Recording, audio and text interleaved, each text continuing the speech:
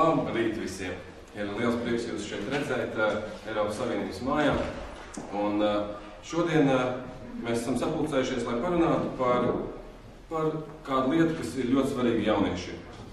Un tā ir Eiropas komisijas atbalstu īstenota programma Jauniešu garantija. Tās mērķis ir palīdzēt jauniešiem atgriezties izglītības iestādē vai iekļauties darba tirgu, tādējādi uzlabojot jauniešu konkurētspēju un mazinot jauniešu bezdarbu, jeb tā saucamo slinkumu, kas ir ļoti dažreiz aktuāls lieta jauniešiem. Bet vairāk par to, kādēļ šāda atbalsta programma izstrādāta, kādu palīdzību jaunieši var saņemt un kādā situācijā šobrīd darba tirgu Latvijā atrodas jaunieši, aicinu pastāstīt vairāk zinošajiem ekspertiem. Kā pirmo vēlos aicināt Eiropas komisijas pārstāvniecības vadītāju Latvijā Innu Steinu.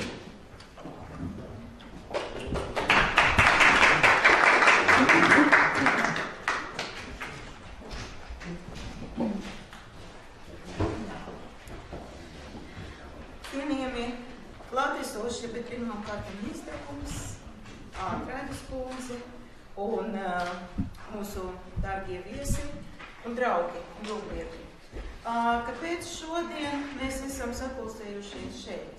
Mūsu moderators jums jau iezīmējā dienas tēmu vai šodienas rīta tēmu. Tā ir jauniešu garantija. Bet sāksim ar to, ka Latvijā, diemžēl, ir tiešām ļoti daudz jauno cilvēku, kuri nemācās un nestrādā. Es nezinu, vai viņi ir slimi, vai tas ir tas dabiskais slinkums, kurš tika pieminēts, bet situācija ir nevisai laba. Jo kopumā Latvija ir mēram 50,000 šādu jauniešu, kuri nezinu, ar ko sevi nodarbināt. Un ja visi tie jaunieši būtu dzīvojuši kaut kādā vienā vietā, vai vienā pilsētā, tad tā pilsēta kļūtu par 5. lielāko pilsētu Latvijā. Tā pilsēta būtu lielāka par Valmieru, lielāka par Reizekni, lielāka par Ventspili. Un to var jau vizuāli sev kaut kā stādīt priekšā, un tas tiešām ir diezgan traģiski. Ja mēs runājam par Eiropu kopumā, tad tas skaitlis jauno cilvēku, kuriem nav darba, ir visai šausminoši 7,5 miljonu jauniešu. Un atkal, ja mēs izveidotu tādu vienu pilsētu, tā kļūtu par 2. lielāko pilsētu Eiropā. Nu, tad, ko ar to visu darīt? Var, protams, sapulcēties, pasūdzēties, padomāt, vai ir kādas šausmas, bet kaut kā ir jādara. Un Eiropas Savienība izdomāja vienu tādu paņemienu, bet ne tikai paņemienu, bet arī nolūkām izdalīt diezgan lielus līdzekļus, lai kaut kā mainītu situāciju. Jo visi tie jaunieši, kuri nestrādā, katrs no viņiem ir tāds neveiksmes stāsts. Un Eiropas Savienība ļoti grib pārveidot to neveiksmes stāstu par veiksmes stāstu.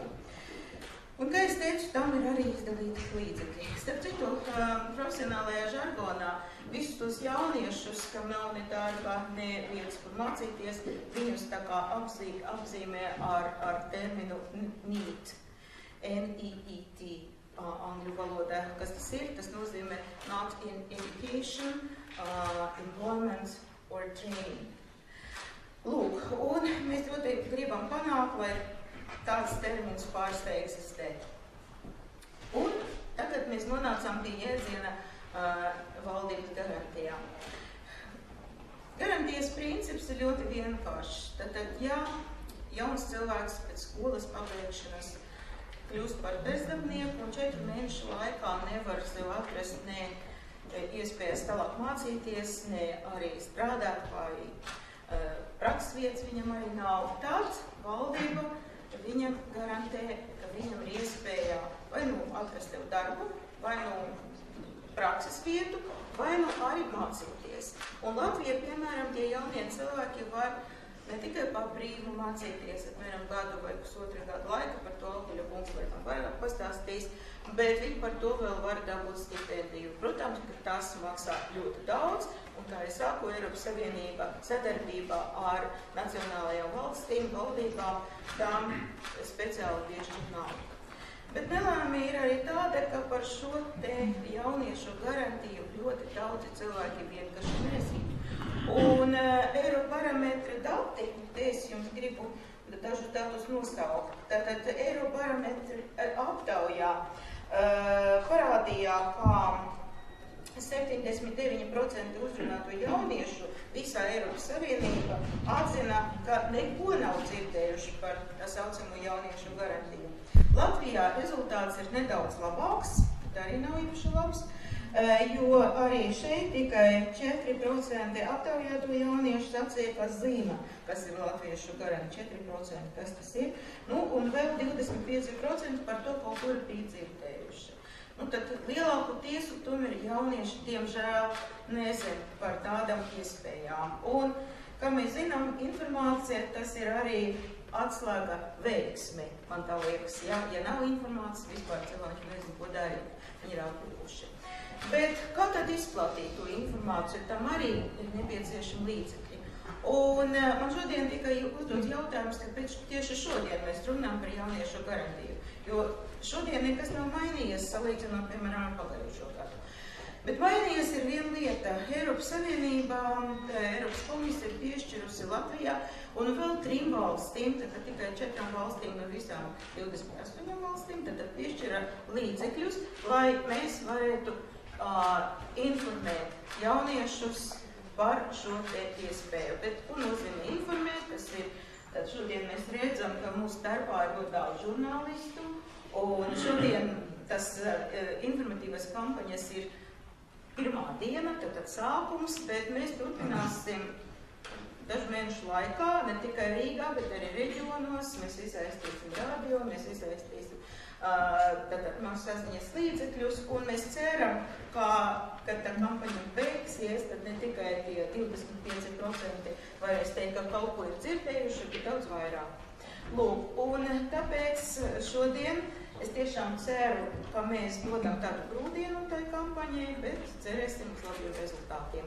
Paldies jums par uzmanību un kā man mēs dot mikrofonu. Paldies Inai Šteinukai. Un tagad es aicinātu labklājības ministru Uldi Auguli. Lūdzu, arī jums ir iedošu mikrofonu. Jā, labdien, cienītie klātesošie mediju pārstāvji, labās gribas vēstnieki kaut par šeit. Jā, šī programma kopumā Eiropas Savienībā ir ļoti nozīmīga. Tā nozīme ir tāda arī, ka 9. martā EPSCO padomes sēdē vai nodarbinātības un sociālo ministru sēdē, kur man nācās vadīt kā prezidentūras pārstāvošajam ministram, arī komisāra Marijana Taisena nāca ar jaunu ziņojumu no komisijas puses, ka komisija dos lielāku avansu atbalstu šim projektam. Tas nozīmē, ka mēs varēsim visu šīs programmas uzsākt daudz ātrāk, sevišķi aktīvo fāzi, kas ir gan prakses, gan apmācības, lai mēs tiešām pietiekoši ātri spētu tiem jauniešiem palīdzēt. Kā minēja Šteinukas kundze, tad jā, tā situācija Latvijā ir tāda. Vecumā līdz 24 gadiem mums ir 30 000 jaunieši, kuri ne mācās, ne strādā, nu tad iespējams ir gatavi iet uz darbu, bet nav gatavi iet strādāt. Arī tāds teiciens vienkār. Un tie nākošie līdz 29 gadiem, jā, kopumā ir tie 50 000 jaunieši, kas ne mācās, ne strādā. Ja mēs paskatāmies Nodarbinātības aģentūras statistiku par tiem, kas ir reģistrētie jaunieši bezdarbnieki, tad mēs saskaramies ar to, ka mums vairāk kā 50% ir ļoti zemes izglītības. Vai nu pamatizglītība, vai pat līdz pamatizglītībai. Tas nozīmē, ka šiem jauniešiem nav nekādas iemaņas ne darba tirgu, ne arī profesionālas zināšanas, lai viņi iesaistītos darba tirgu. Līdz ar to šie jauniešu garantijas programmas ir tas līdzeklis, ar ko mēs varam jauniešiem palīdzēt. Vai palīdz? Jā, Latvija ir viena no pirmajām valstīm, kas pagājušo gadu šo projektu uzsāka. Nodarbinātības aģentūra uzsāka aktīvas karjeras konsultācijas jauniešiem, pastāstot, kas ir darbs, ko izanalizējot psiholoģiski un dažādām metodēm, kas tad jauniešiem vajadzīgs, ko viņš pats var sasniegt savā dzīvē. Tad tie rezultāti ir labi. Par rezultātiem precīzākiem droši pastāstīt nodarbinātības aģentūras vadītāja, bet tie skaidri paši par sevi rāda, ka ja mums pagājušo gadu neaktīvā fāzē, faktiski tajā karjeras konsultācijā, izgāja kaut kādi 19,000 jaunieši cauri šī programmai, tad 6,000 no jauniešiem iekārtojušies pastāvīgā darbā. Kas arī ir labs rezultāts. Šī gada sākuma rezultāti ir vēl labāki, man pat bija pārsteidzoši, ka cipari ir pareizi. Bet to es atstāšu kaut ko pateikt arī nodarbinātības aģentūras vadītāji par precīziem skaitļiem. Bet kopumā, jā, man ir arī liels prieks, ka mums iesaistās sabiedrībā zināmi cilvēki tiešām, lai palīdzētu skaidrot, lai palīdzētu mums šos jauniešus, kas nav aktīvi, aktivizēt, lai viņi griežās Nodarbinātības aģentūrā, griežās izglītības ministrijas atbilstošajā iestādē, plus arī sadarbībā ar pašvaldībām, ko organizē izglītības ministrija, būs šīs iespējas jauniešiem iesaistīties, iegūt pirmās prakses zināšanas, jo arī izglītība, akadēmiska izglītība ir laba lieta, bet ir darba devējiem ir nepieciešama arī šī cilvēka praktiskā pieredze, lai viņš praktiski mācētu pieņemt lēmumus un būtu gatavs darba dzīvē. Līdz ar to es gribu teikt paldies komisijai par to, ka Steinbuks kundzēm un pārstāvniecību par to, ka ir šīs iespējas palīdzību. Es ceru uz jūsu aktīvu iesaistu, uz jūsu palīdzību. Tiešām mēs kopumā visi, gan arī mēdīju pārstāv spēsim šiem jauniešiem, kam ir nepieciešama, palīdzēsim, lai viņi paliek šeit darba tirgū, jo no karjeras konsultantiem es esmu arī saņēmis šīs labās ziņas, ka viena meitene, kas bija izbraukusi ārā, bet atgriezusies Latvijā, tad uzzinot par šīm iespējām, teica, ja es būtu zinājis, tad es nebūtu braukusi prom strādāt mazkvalificētu darbu, bet būtu mācījusies šeit un mēģinājusi atrast darbu šeit uz vietas. Tā kā visas šīs programmas strādā pirms nedēļām, 2, 3, mēs šeit arī stāstījām komisijas mājām par Erasmus projektu, kādas tās ir iespējas, kādas tur ir labās prakses arī. Tā kā man jau liekas, ka gribās ticēt, ka viss šis mūsu kopējais darbs dos to rezultātu. Paldies! Paldies ministru kungam. Un tagad es vēlētos aicināt šeit Nodarbinātības valsts aģentūras direktoru Inisu Kalvānu. Lūdzu, vārds jums. Paldies. Izmantojot iespēju būt šeit un izmantojot iespēju uzrunāt, pastarpināt ar mēdīju starpniecību mūsu jauniešus, gribu statistiski raksturot to mūsu veikumu, ko mēs Nodarbinātības valsts aģentūra, valsts izglītības attīstības aģentūra, tur par statistiku, protams, es nevarēšu pateikt, bet mēs ar kolēģiem esam tās 2 institūcijas, kas jauniešu garantiju uzsākuši īstenot jau 2014. gadā. Tātad jauniešu garantijas ietvaros pagājušā gada laikā 27,000 reižu jaunieši ir saņēmuši karjeras konsultācijas. 8,000 jaunieši ir piedalījušies konkurētspējas pasākumos, tādējādi viņiem ir bijusi iespēja uzzināt, kā meklēt darbu, kā uzrakstīt savu dzīves gājumu tā, lai darba devējiem tas šķiet interesants, kā uzvesties darba intervijās. Un galu galā, kāda tad ir darba ņēmēja ne tikai pienākumi, bet arī tiesības, jo nereti par to arī darba ņēmējam ir jāzina. Nodarbinātības valsts aģentūra jauniešu garantijas programmas ietvaros klientus gaida pie sevi mūsu 28 filiālēs.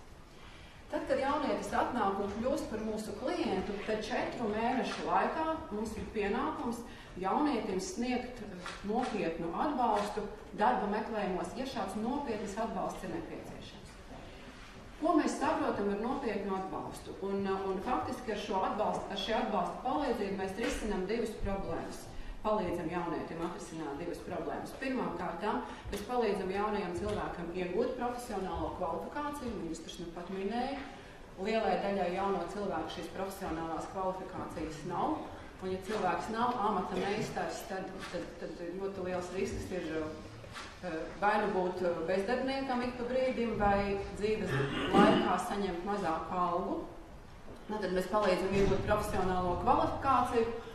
Un otrs, tas nozīmīgākais atbalsts, ko mēs klientam piedāvājam, mēs palīdzam iegūt pirmo darba pieredzi. Bieži vien ir tā, spožs diploms ir kabatā, zināšanas ir lieliskas, bet darba devējs tam diplomam īsti uzreiz neuzticās, darba pieredzes jaunajam cilvēkam, ja nav, tad var nākt uz Nodarbinātības valsts aģentūru, un mēs piedāvājam 12 mēnešu garumā šo te programmu, kad darba devēju ieinteresējam ar dotāciju, un darba devējs jauno cilvēku pieņem pie sevīm darbā profesionālo pieredzi iegūt. Nemazāk svarīgs instruments pirmās darba pieredzes iegūšanai ir brīvprātīgais darbs, kas arī ir Nodarbinātības valsts aģentūras programmas sastāvdaļā. Pirms noslēguma vēl gribu teikt, ka jauniešu garantijas ietvaros jaunajiem cilvēkiem ir ne tikai iespējas mācīties, ne tikai iespējas iegūt pirmo darba pieredzi, bet ir arī iespēja pašām kļūt par uzņēmēju un attiecīgi pēc tam veidot darba vietas un dot darbu arī citiem. Tas nozīmē, ka tiem jauniešiem, kuriem ir uzņēmēju drosme, ir biznesa ideja, ir iespējams mūsu programmas ietvaros uzrakstīt biznesa plānu, un, ja tas tiek atbalstīts, tad arī saņemt grantu savos uzņēmējdarbības uzsākšanai. Paldies, Signe. Un nu, es vēlētos pieteikt cilvēku, kuram ir visgarākais laikam tituls, kādas esmu pieteicis. Es gribu nolasīt visu, jo es trenējos viņu lasīt ilgi. Tātad vēlos uzaicināt šeit Izglītības un zinātnes ministrijas valsts sekretāra pienākumu izpildītāju, Izglītības un zinātnes ministrijas izglītības departamenta direktoru Eviju Paplu.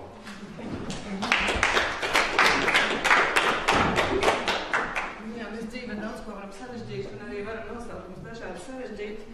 Tas, iespējams, ir atkarīgs no iegūtās izglītības un spējām lietot to, ko mēs protam.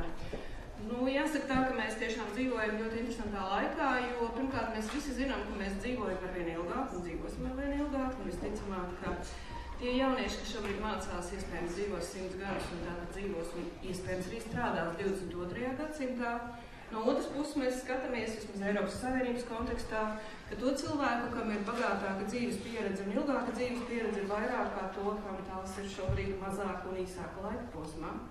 Un tas, protams, prasa, un arī mēs atrodam jaunus risinājumus un citādus risinājumus, tā skaitā arī izglītībā. Tas, ko šobrīd izglītība dara un nākamos 7 gadus konsekventi arī īstenos, ir, protams, daļa no prevencijas darbībām. Pirmkārt jau jauni standarti, jauns mācību saturs uz kompetencijām balstīts, kas noteikti ienesīs izmaiņas ne tikai skolēnu ikdienā, bet visticamāk un visvairāk arī skolotāju darba veidā un darba stilā. Otrakārt, mēs runājam par vienu no 21. gadsimta un jādomā arī 22. gadsimta kompetencēm, jeb izglītības karjeras prasmēm un kompetencēm, kas ir jāiegūst ne tikai mācoties skolas solā, bet kas ir jāizgaršo dažādos citos pasākumos, un tādēļ mums ir plānoti nopietni atbalsta pasākumu karjeras izglītības paplašināšanai, ne tikai runājot par karjeras konsultantiem, bet arī par pasākumiem, tātad dot skolēniem iespēju aizbraukt, apskatīties un pataustīt darba vidi, kas šobrīd vairāk varbūt ir informatīvi un mazāk praktiski. Otra lieta, kas šobrīd notiek, mums mainās arī darba vide. Nevienmēr visi darbi ir saistīti ar konkrētu došanos uz kādu noteiktu darba vietu un tur arī palikšanu, bet mēs varam strādāt attālināti. Mēs varam būt Latvijā, bet strādāt Nīderlandē un otrādi. Mēs varam būt Austrālijā, bet strādāt Latvijā. Tas viss maina arī pieeju profesionālajā izglītībā. Un tādēļ te es gribētu minēt tikai 2 lietas. Viena no tām ir darba vidē balstītas mācības. Un otra, protams, ir tas, par ko runās arī Valsts izglītības attīstības aģentūra par cita veida profesionālām izglītības programmu un atbalstu jauniem cilvēkiem.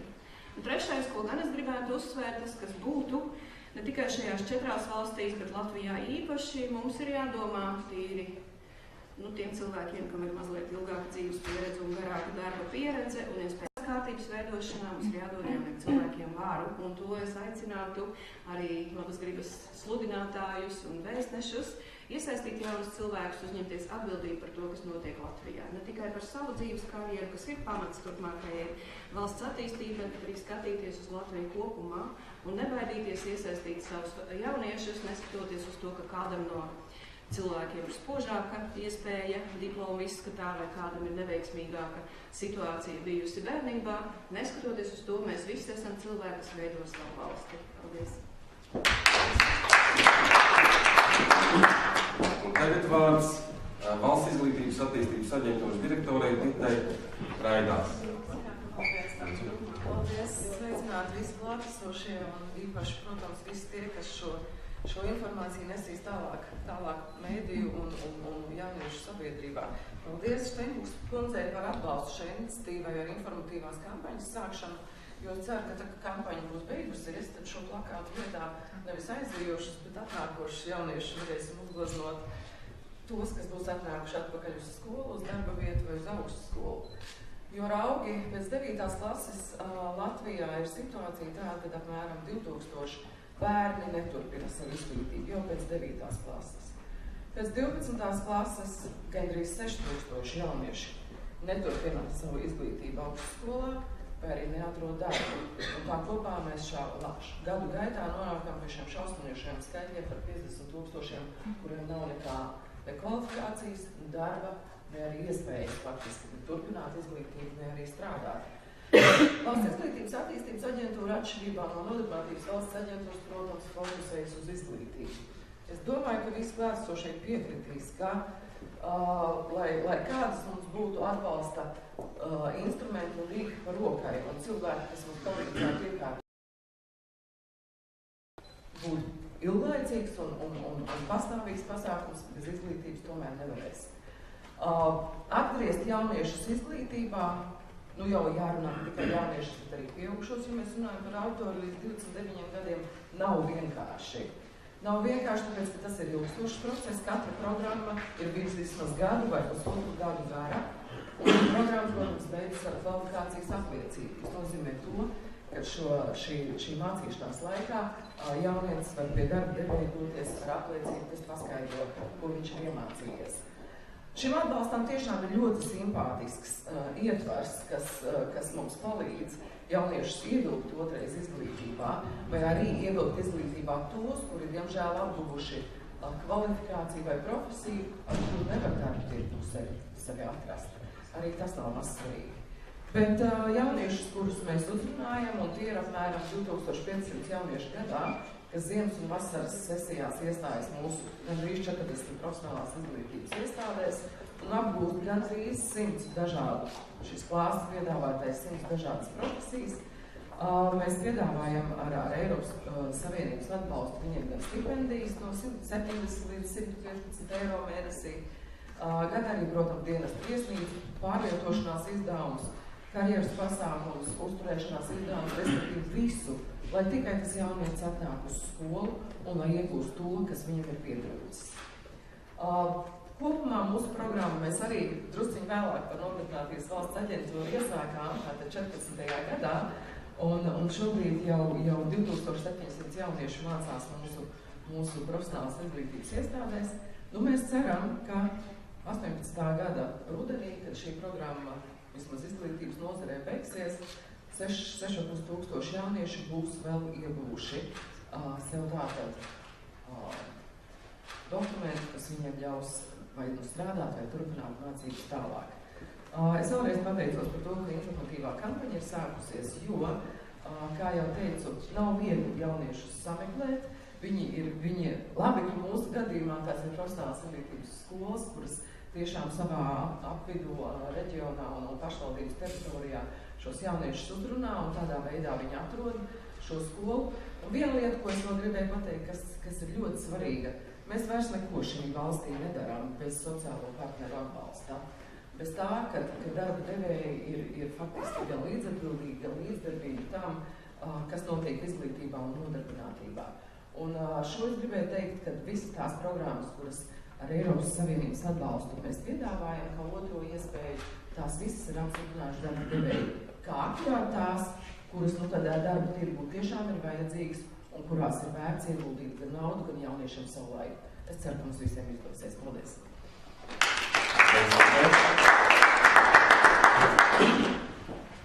Un vēl piebildīšu, ka jaunatnes starptautisko programmu aģentūra sadarbībā ar pašvaldības projektiem ietveros veids jauniešu iesaistīšanu jauniešu garantijas pasākumus, izstrādājot un īstenojot katram jaunietim individuālu pasākumu programmu prasmju attīstību. Bet tad ķersimies pie iedvesmotājiem. Un programmai jauniešu garantija piepulcēti iedvesmotāji cilvēki, kuri paši savā dzīvē saskārušies ar šaubām un pārdomām, pirms guvuši panākumus. Starp šīm iedvesmojušajām personām ir dziedātāja Līna Šamuse, diriģents un nodarbinātības valsts aģentūras sabiedrisko attiecību nodaļas speciālists, starp citu, tas ir otrais garākais tituls, Inns Teterovskis, Ghetto Games vadītājs Raimonds Elbukjans un es, Kozmens. Iet Mārtiņš Zlovskis, improvizācijas teātris un mūzika un TV. Tagad nākamais punkts, kas man ir jāizlasa. Nē, šitais nav jāizlasa. Tad katram cilvēkam dzīvē gadās dažādas situācijas, un loģiski, ka mēs visi skatāmies uz autoritātēm. Un arī man ir bijušas autoritātes, uz kurām es esmu skatījies, no kurām ņēmis piemēru. Piemērs nevienmēr ir bijis labākais, bet dažreiz ir bijis baigākais padoms. Un, kā saka tautā, labs padoms zelta vērts, dažreiz pat vairāk nekā 50 centi. Un, ja šos padomus mēs neņemam, neieskatāmies uz viņiem, mēs bieži vien veicam daudz vairāk kļūdas nekā, ja nebūtu šo padomu. Un es ceru, ka mūsu piemērs, manu līdzgaitnieku, iedvesmojošo, piemērs palīdzēs jauniešiem un viņus iedvesmos. Nu, ja neiedvesmos, tad vismaz kaut kādā ziņā padarīs viņu gājienu daudz vieglāk. Un tādēļ es lūkšu šeit priekšā iznākt un stāstiem padalīties iedvesmotājs. Un sāksim ar Lienu. Labrīt visiem, man ir liels tiešām gods būt šajā mājā. Es ļoti daudz reizi gājis garām un domājus, kaut reizi ienākt šajā ēkā. Ko es gribu to teikt? Tāpēc, ka domu spēkam ir ļoti liels spēks, iekšējais spēks. Man jāsaka lielu paldies savai mammai, kas man ļoti daudz bērnībā teica. Meitenī daudz jāstrādā un pareizi jānoformulē mērķis, ko tu īsti dzīvē gribi darīt. Un tikai pateicoties savai ģimenei, es esmu tur, kur es esmu, un es zinu, ka es varu būt vēl tālāk. Tā kā rezumē īsumā ir tas, ka cilvēks pats ir sava likteņa kalējs. Ļoti svarīgi ir, protams, draugi, kā draugi ir apkārt iedvesmo, kā arī Mārtiņš teica, arī cilvēku personības, kas ir personības. Un baigi interesanti bija tas, ka vakar es ilgi domāju, ielikt man šo banneri sociālās tīklos vai neielikt. Un es, protams, nedomāju ilgi, bet arī to es izdarīju. Un man ļoti daudz vēstules nāca un jaunieši rakstīja, kas tas tāds ir. Tā kā paldies, kad beidzot sākās šī kampaņa, man bija ļoti daudz jautājumu. Un, protams, es atbildēju, ka man būs tas gods pārstāvēt tieši Vidzemes reģionu un visu laiku gaidīt 30. aprīlī, atļāvos ar to pateikt. Valmierā, Valetā un būs daudz informācijas, man paši uzrunāja. Varbūt arī pats vēl kaut ko izmācīties no tā visu paprovēt. Un tā kā, jā, darba ir daudz un ļoti labi, ka domā par jauniešiem. Tā kā mēs zinām, ka ļoti daudz jaunieši dzīvo sociālā vidē, viņus tāpat uz ielām izmantot Ghetto Games nevar tāpat vien atrast, bet cik es varēšu, to es darīšu. Es jauniešiem strādāju 8 gadus, ne tikai mācu dziedāt un dažādi citas aktivitātes veids ar viņiem, kas varbūt nav vairāk publiski vērts, bet vairāk tas priekš manas dvēseles un sirds ir bijis līdz šim. Bet jā, iedvesmošana jauniešiem man sanāk saskarties katru dienu. Jauniešiem pusauģiem, kuri vēl īsti varbūt neaptver, ko nozīmē profesija, ko nozīmē tāda īsta izglītība, kas ir vajadzīga nākotnē. Tāpēc man ir vēlreiz uzsvēršu liels gods būt šajā projektā, un ko es varēšu, to es arī darīšu. Paldies, lai jums visiem brīnišķīgs skaists svētki. Es īstenībā vēl gribu uzdot tev vienu jautājumu. Varēja jau vajag. Par ko tu gribēji kļūt, kad biji maziņi? Policisti un baletējotāji. Tu nevis kāpēc? Tāpēc, kad es dzīvoju Jēceru pagastā un tajā laikā bija ļoti daudz jauniešu šajā pagastā un pārsvarā tie bija puiši, un es uzaugu kopā ar puišiem, un puiši ir iemācījuši spēku, viņi ir iemācījuši, kad arī jācīnās. Varbūt tāpēc Latvijā ir ļoti daudz stipras sievietes, kad tur ir kungi, arī jūs esat stipri, bet skatoties uzņēmēju darbību, ir Latvijā pārsvarā sievietes. Tā kā ir ļoti, kā es teicu, ka ir ļoti daudz liela ietekme arī draugiem kādā apkārt. Policisti, ka vajadzēja kārtīgo, visu laiku nebija šīs kārtības. Tas kaut kur vēl kāds slēdz, man patīk vienmēr kontrolēt visu. Baletdejotāji tā viss stāv, kas ir ļoti svarīgi, ne tikai darboties izglītībā un uzņēmējdarbībā, bet arī stāja, kā tu nes šo Latvijas vārdu ārpus arī Latvijas. Nu, tā kā labi. Sapratu, ko es gribēju. Jā, paldies. Jā. Tagad uzaicināsim Intu.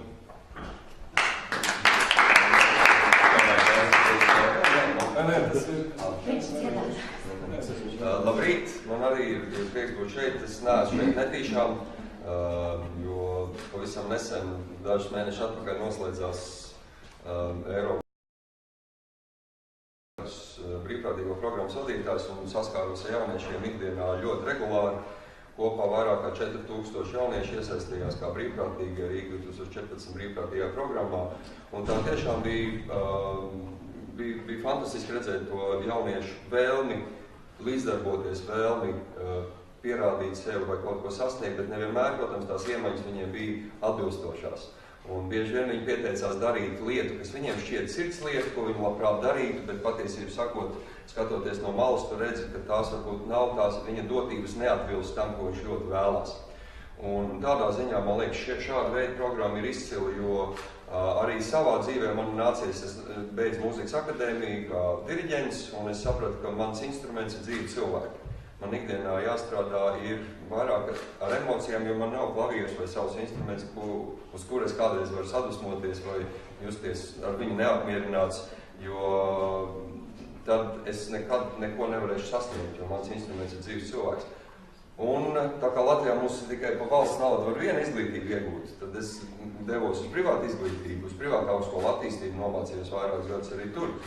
Un tad atgriezos atpakaļ uz mūzikas akadēmiju, jo man bija konkrēts mērķis, kāpēc es gāju uz attīstību, lai iegūtu papildus zināšanas tajās jomās, kas varbūt mūzikas akadēmijā nav tik izteikti.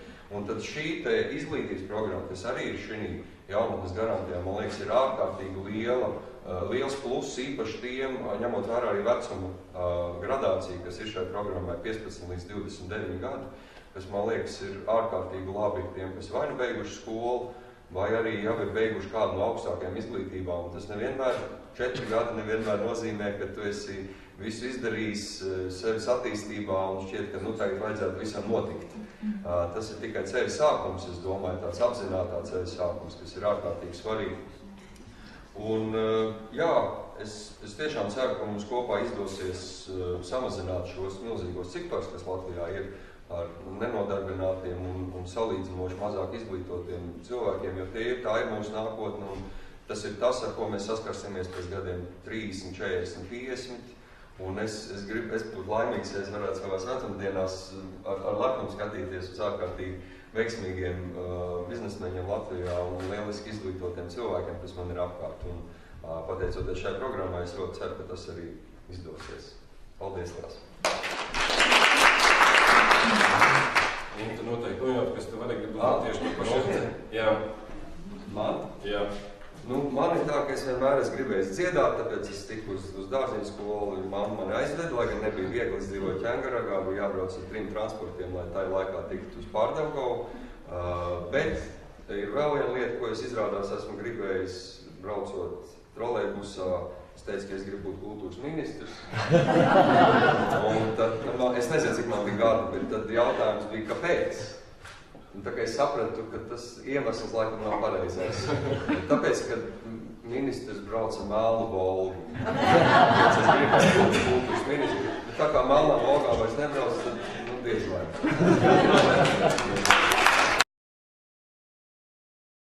Beidzot vārds Raimondam. Tā. Ja tu iesāk tādu parastu. Nē, bet es viņu gandrīz jau esmu ieslēdzis. Labdien visiem! Šeit jau ļoti daudz bija pirms tam runātāji, kas arī daudz prātīgas lietas pateica. Un tiešām liels prieks, ka cilvēki iesaistās un domā par to, kāda būs tā mūsu jaunatne, jo tā jaunatne jau burtiski pēc pāris gadiem būs pieauguši cilvēki, kas tiešām veidos arī to mūsu, tā teikt, labklājības fondu kā tādu. Tā kā es pēdējos 6 gadus aktīvi nodarbojos ar to, lai viņus attīstīt sportā, tā teikt, arī varbūt veidot kādu morālo stāju un tā tālāk. Jāatzīst, ka ar tādu mazlietiņu nožēlu vai tādu, tā kā bēdīgā daļa ir tajā, kad viņš ir izsportināts, viņš pat varbūt arī ir izskolots.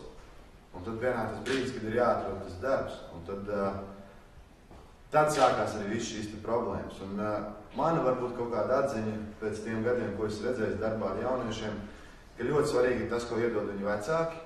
Ļoti svarīgi ir tas darbs, ka tu motivē jaunieti, varbūt arī kaut kur ir kāds sods, ir uzslavas, ir šis ģimenes vērtības, kuras ļoti daudz ieliek pamatu pašā jaunietī.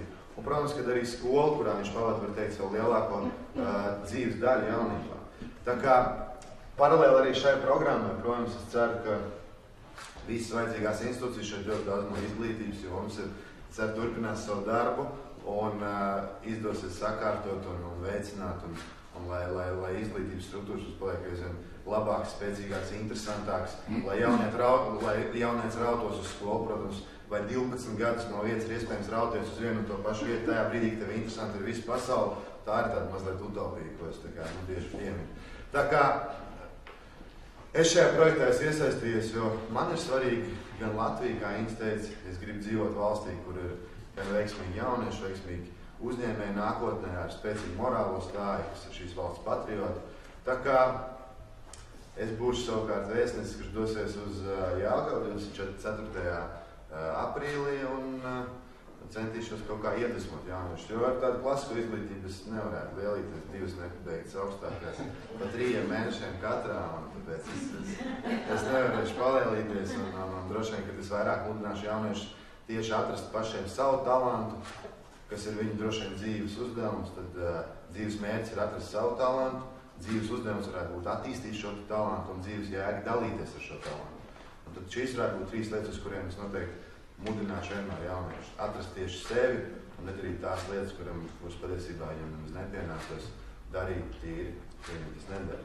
Tā kā teica, ka tās rokas ir kā dara, bet tu redzi, ka tur galīgi nekā nav. Tā kā, to mēs bieži redzam, bet, protams, ka smags darbs var iemācīt cilvēku ļoti daudz, un arī šīs rokas var strādāt jau pēc pāris gadiem pareizā virzienā. Ja cilvēks grib būt kalējs, kāpēc lai viņš nebūtu kalējs, lai viņš iet uz to un attīst to. Šobrīd ļoti populāri mums visiem kļūt par menedžeriem, tur sociālo tīklu speciālistiem un tā tālāk, un tā ir projām, ja, bet tiešām tādu prātīgu darbu, tas ir vēl viena lieta, ko mums vajadzētu sākt popularizēt. Tā. Jā, paldies.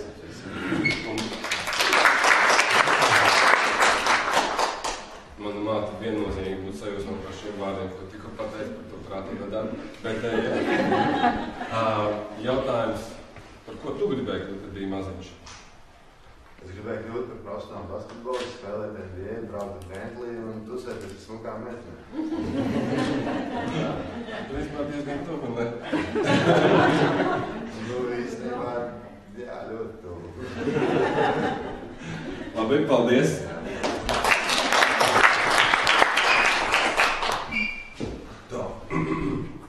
Tagad gribētu, te bija apslēgtā mākslas darba aicināt 2 personas, Ministra kungu un Ignas kundzi. No sākuma mēs gribējām tā kā visus aicināt, bet 9 cilvēki pa vienu palaviņu vienkārši saplēsīs un nebūs estētiski. Mēs varētu tās mums nosaukt. Jā. Vai arī, jā, tas arī varētu būt tāds ļoti jauks. Mēs varētu, tas ir, tātad, kas tas ir? Tas ir,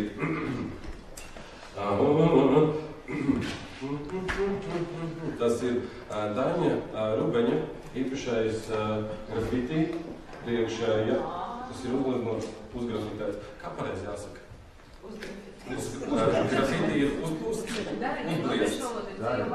Darināts, jā. Tātad uzgrafitēts grafiti par godu jauniešu garantijai. Un principā man liekas, ka viņš ir... Tagad mums jāņem nost. Jā, jums jāņem nost. 1, 2, pār.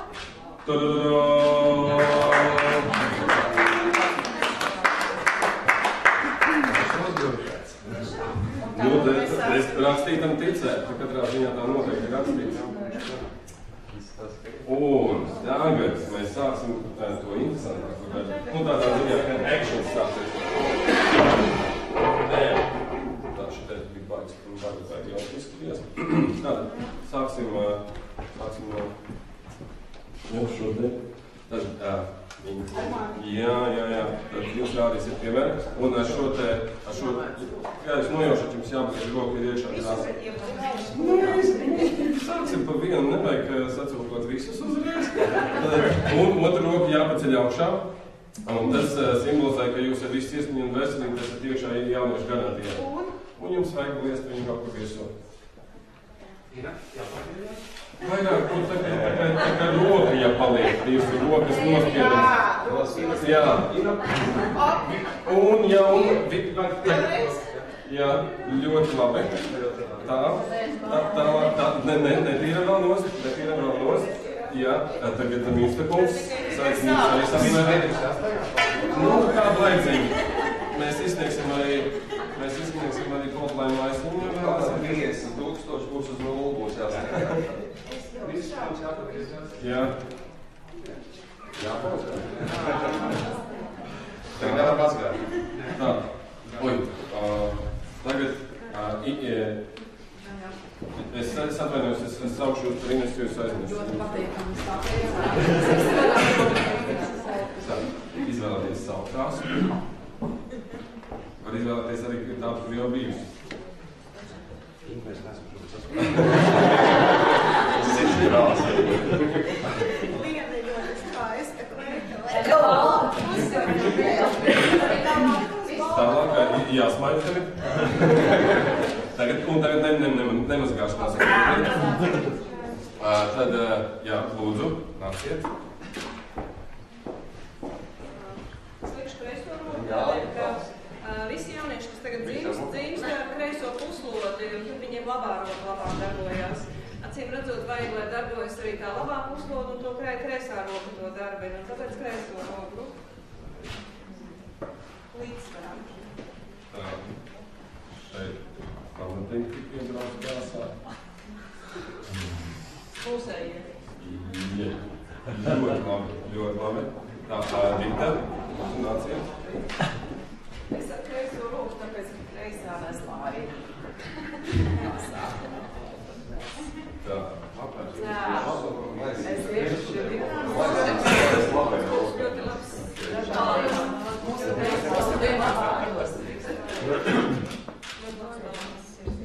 Nu, Lieni, tagad tevi laiz ķēpāties. Es tam labo, tāpēc, ka kreisā uzņēmu jūsu informāciju cilvēkiem labā atdod. Es centīšos atdot šajā projektā ļoti daudz pozitīvas enerģijas uzzināt jaunieši. Tā jūt, ka visi baigos to zangot. Man nevarēja jāpašā. Nu, mākslinieks. Kandrīz. Ļoti labi. Reizes vērtējies. Šitā ir otrā, kas atzīšos. Ins? Man jau ministrs ieteica, es nebiju iedomājies, bet man abas rokas parasti strādā. Paga brūno neviens nav ņēmis, nav jāpaņem, vajag, viss ir jābūt dažādībai. Es ar abām tagad varu, jā?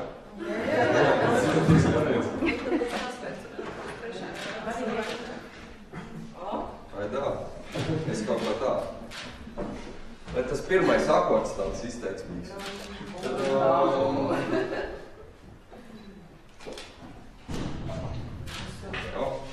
Tur jūs vēl saprēs pirmā.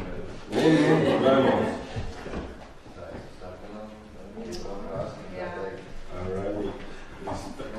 Ja kādam jautājumam, vai jums sasveicāmies pēc rokas?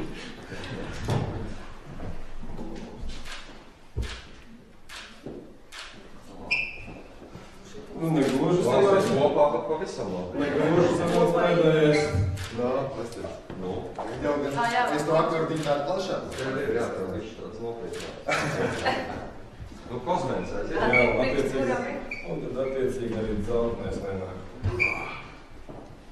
Dzeltenais. Nu, otrs puses arī vajag. Labāk stīties, lai Un zinu, kas ir. apmācībā ļoti daudz ienāk. Mums ir patīk, un ļoti patīk zīmēt apslēpumus un dāvināt vecākiem.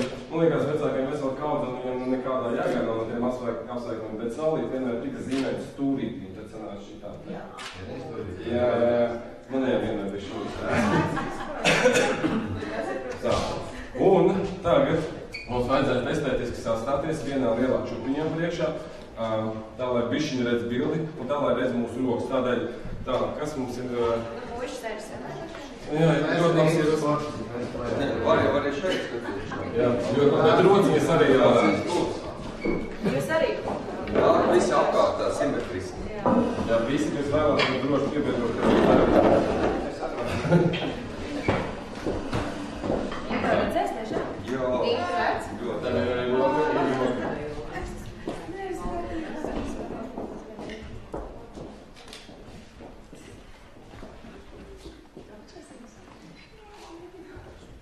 Kuram ir nokrāsēt roku, varētu sarūpīt uz tevi?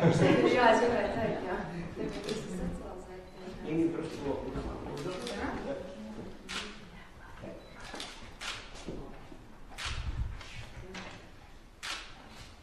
Čik, čik.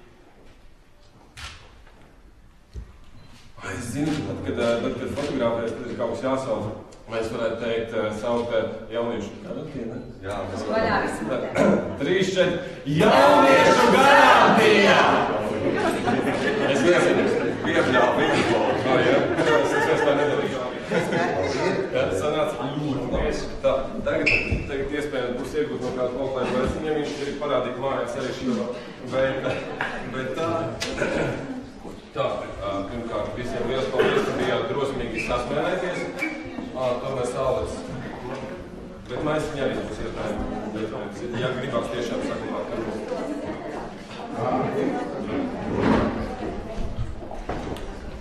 Atgādinu, ka pasākumu apmeklē arī jaunieši, kuri jau iesaistījušies programmā Jauniešu garantija.